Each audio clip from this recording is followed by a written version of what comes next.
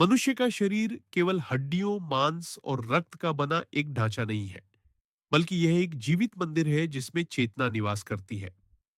चाणक्य कहते हैं कि जो व्यक्ति अपने शरीर को समझना सीख जाता है, वह स्वयं अपने जीवन को दिशा देने की शक्ति पा लेता है। शरीर केवल एक साधन नहीं, बल्कि आत्मा का दर्पण है। जब आत्मा असंतुलित होती है, जब मन अशांत होता है, तो उसका पहला प्रभाव शरीर पर दिखाई देता है। शरीर हमेशा बोलता है, पर उसकी भाषा को हर कोई नहीं समझता। बुद्धिमान वही है जो शरीर के छोटे छोटे संकेतों को भी पहचान लेता है। चाणक्य का कहना था कि शरीर का हर परिवर्तन, हर असुविधा, हर अनुभव एक संदेश होता है जो भीतर की दशा को प्रकट करता है। जब शरीर थकान महसूस करता है, जब कोई बेचैनी जन्म लेती है, जब किसी कार्य में रुचि नहीं रहती, तो यह केवल बाहरी थकावट नहीं, बल्कि भीतर की असंतुलन का संकेत होता है। शरीर की यह मौन भाषा आत्मा का संवाद है। दुर्भाग्य से आधुनिक मनुष्य ने इस भाषा को सुनना भूल गया है। वह अपने शरीर को केवल उपयोग की वस्तु समझता है, पर उसकी संवेदना को अनदेखा करता है। यही कारण है कि लोग मानसिक और शारीरिक रूप से टूटने लगते हैं। चाणक्य कहते हैं कि शरीर ही पहला गुरु है, और जो अपने गुरु की आवाज नहीं सुनता, वह जीवन भर अंधकार में भटकता है। शरीर हमेशा सच बोलता है, मन झूठ गढ़ता है। जब मन कहता है कि सब ठीक है, पर शरीर कहता है कि रुक जाओ, तो शरीर की सुनो, क्योंकि शरीर आत्मा का प्रहरी है। वह तुम्हें खतरे से पहले आगाह करता है। जब तुम्हें किसी व्यक्ति के पास बेचैनी महसूस हो, किसी स्थान पर भारीपन लगे, तो वह केवल मन की कल्पना नहीं होती, वह ऊर्जा का संकेत होता है कि वहां तुम्हारा संतुलन टूट रहा है। ज्ञानी व्यक्ति इस संकेत को पहचानकर अपनी दिशा बदल देता है, जबकि अज्ञानी व्यक्ति उसे अनदेखा कर देता है और फिर दुखी होता है। शरीर के संकेतों की सबसे बड़ी विशेषता यह है कि वे कभी धोखा नहीं देते, वे हमेशा सत्य की ओर ले जाते हैं। लेकिन समस्या यह है कि हमने अपने जीवन में इतनी शोर भर ली है कि शरीर की धीमी पुकार सुनाई ही नहीं देती। चाणक्य कहते हैं कि जो व्यक्ति प्रतिदिन कुछ पल अपने शरीर के साथ मौन में बिताता है, वह धीरे धीरे जीवन के रहस्यों को समझने लगता है, क्योंकि शरीर और आत्मा के बीच का सेतु वही मौन है। जब शरीर को विश्राम मिलता है, तो आत्मा प्रफुल्लित होती है। जब शरीर की उपेक्षा होती है, तो आत्मा भी पीड़ित होती है। इसलिए चाणक्य कहते हैं कि शरीर की देखभाल केवल स्वास्थ्य नहीं, बल्कि आत्मिक अनुशासन है।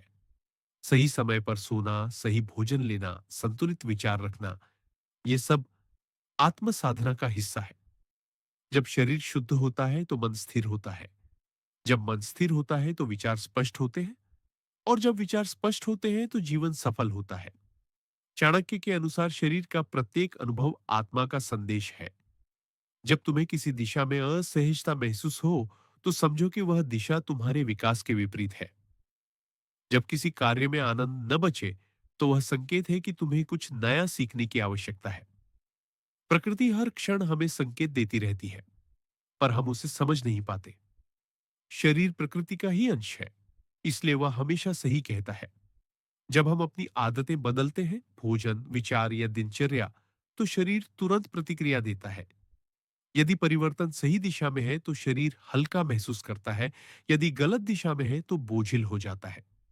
यह सबसे सरल तरीका है यह जानने का कि तुम अपने मार्ग पर सही चल रहे हो या नहीं। चाणक्य कहते हैं कि शरीर आत्मा का दूत है। वह बिना शब्दों के संदेश लाता है। इसलिए जब भी कोई असामान्य अनुभव हो, उसे अनदेखा मत करो। उसे ध्यान से सुनो, समझो और सुधारो। जो व्यक्ति यह कला सीख लेता है, उसे जीवन में किसी बाहरी मार्गदर्शक की आवश्यकता नहीं रहती। शरीर तुम्हारा सच्चा शिक्षक है। वह तुम्हें हर क्षण दिशा दिखा रहा है। तुम बस सुनना सीखो। आज का मनुष्य बाहर के ज्ञान में इतना उलझ गया है कि भीतर के संकेतों को अनदेखा कर बैठा है। वह बड़ी बड़ी किताबें पढ़ता है, पर अपने भीतर की किताब को नहीं खोलता। चाणक्य कहते हैं कि जो व्यक्ति स्वयं को समझ लेता है, वह समस्त संसार को समझ लेता है, क्योंकि शरीर के भीतर ही ब्रह्मांड का प्रतिबिंब है। जब शरीर में शांति होती है, तो जीवन में संतुलन आता है। जब भीतर की ऊर्जा प्रवाहित होती है, तो बाहरी परिस्थितियां भी सहज होने लगती है। शरीर और ब्रह्मांड के बीच अदृश्य संबंध है। जब तुम शरीर की आवाजें सुनते हो, तो तुम प्रकृति की धुन पर नाचने लगते हो।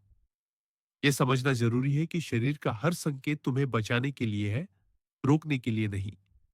जब वह थकान दिखाता है तो वह आलस्य नहीं, बल्कि संतुलन की मांग है। जब वह दर्द दिखाता है तो वह दंड नहीं, बल्कि चेतावनी है। जो इसे समझ जाता है वही स्वस्थ और प्रसन्न रहता है। चाणक्य कहते हैं कि यदि तुम अपने शरीर का अपमान करते हो, तो तुम ईश्वर की रचना का अपमान करते हो, क्योंकि शरीर वही माध्यम है जिससे आत्मा संसार में अनुभव कर सकती है। इसलिए उसका सम्मान करो, उसे शुद्ध रखो, उसे सुनो। जो व्यक्ति अपने शरीर से प्रेम करता है, वही आत्मा से जुड़ पाता है। शरीर की शुद्धता से विचारों की शुद्धता आती है। जब विचार शुद्ध होते हैं, तो जीवन में करुणा और स्पष्टता आती है। यह वही मार्ग है जो मोक्ष की ओर ले जाता है। चाणक्य का यह ज्ञान केवल नीति नहीं, बल्कि आत्म जागरण की ओर पहला कदम है। यदि तुम हर दिन कुछ क्षण अपने शरीर को सुनने में लगाओगे, तो धीरे धीरे तुम्हारे भीतर की दिशा स्पष्ट होने लगेगी। तुम्हें निर्णय लेने में सरलता होगी, तुम्हारी ऊर्जा बढ़ेगी, तुम्हारा चेहरा शांत होगा और तुम्हारा मन निर्मल हो जाएगा। यही सच्चा धन है, यही वास्तविक विजय है। जब शरीर और आत्मा एक लय में बहते हैं, तो जीवन अपने आप सफल हो जाता है।